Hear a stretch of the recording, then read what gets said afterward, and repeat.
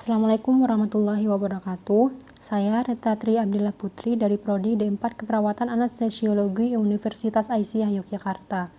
Jadi di sini saya akan menjelaskan tentang persiapan alat anestesi. Persiapan yang harus dilakukan pra-anestesi atau sebelum anestesi yaitu persiapan pasien di ruangan, persiapan obat-obatan, persiapan pasien di ruang operasi, dan persiapan alat-alat.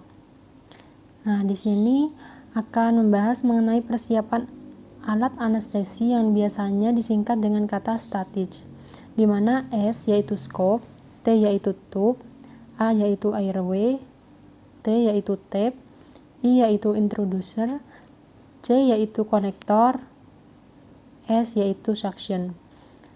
Nah, yang pertama scope, yang dimana scope dibagi menjadi dua, laryngoskop dan stetoskop. Laryngoskop yang biasanya digunakan untuk melihat laring secara langsung supaya dapat memasukkan pipa trakea dengan baik dan benar. Laryngoskop memiliki dua bagian, yaitu handle atau gagang dan blade atau bilah. Untuk penggunaan blade atau bilah dapat menggunakan blade nomor 3 untuk orang dewasa pada ukuran sedang, ukuran 4 untuk ukuran yang lebih besar. Untuk anak-anak menggunakan ukuran nomor 2 dan ukuran nomor 1 untuk bayi. Selanjutnya, stetoskop. Stetoskop merupakan suatu alat yang digunakan untuk mendengar suara di dalam tubuh, misalnya bunyi pernapasan atau bising usus, suara detak jantung, suara paru-paru, dan lain sebagainya. Stetoskop memiliki 4 bagian, yaitu air pitch, tubing, diaphragm, dan bell. Air pitch terbuat dari bahan karet yang untuk mendengar suara dari organ dalam. Tubing yang berbentuk tipis dan panjang menyerupai selang yang berfungsi untuk menyalurkan suara dari diafragma menuju air pitch. Kemudian diafragma yang berbentuk lingkaran yang berfungsi khusus untuk mendengar bunyi atau suara frekuensi tinggi.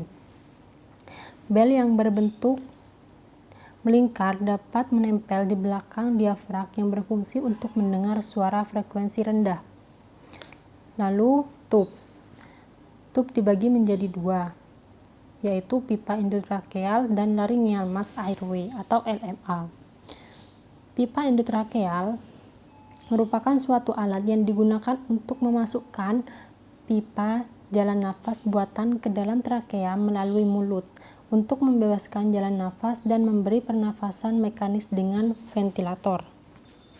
Untuk pemasang pipa endotrakeal digunakan untuk anak-anak di atas 6 tahun dan orang dewasa dianjurkan menggunakan pipa dengan balon lunak volume besar tekanan rendah. Sedangkan untuk bayi dan anak di bawah 6 tahun dianjurkan menggunakan pipa tanpa balon lebih baik. Selanjutnya, laryngeal mass airway atau LMA. LMA merupakan suatu alat yang digunakan untuk mempertahankan jalan nafas paten tanpa intubasi trakea yang terdiri dari tabung terhubung yang berfungsi untuk mengunci laring. Selanjutnya, airway device merupakan suatu alat yang digunakan untuk membebaskan jalan nafas melalui pemasangan orofaringeal tube melalui rongga mulut ke dalam faring yang bertujuan untuk membebaskan jalan nafas, mencegah lidah jatuh, memudahkan penghisapan lendir. Untuk ukurannya dapat disesuaikan dengan mengukur orofaringeal dari mulut ke mandibula. Selanjutnya, tape. Tape berfungsi untuk menfiksasikan pipa trakea setelah tindakan intubasi agar tidak tercabut. Lalu, inducer. Inducer untuk mengatur kelengkungan pipa endotrakeal sebagai alat bantu ketika insersi pipa. Lalu, konektor. Konektor berfungsi untuk menghubungkan antara mesin respirasi atau anestesi dengan sungkup muka serta penghubung-penghubung yang lain. Selanjutnya yang terakhir, suction. Suction berfungsi untuk mempertahankan jalan nafas sehingga memungkinkan proses pertukaran gas dan adekuat dengan cara mengeluarkan sekret pada kita yang tidak mampu mengeluarkannya. Itulah persiapan alat anestesi yang dapat saya jelaskan. Sekian dari saya. Wassalamualaikum warahmatullahi wabarakatuh.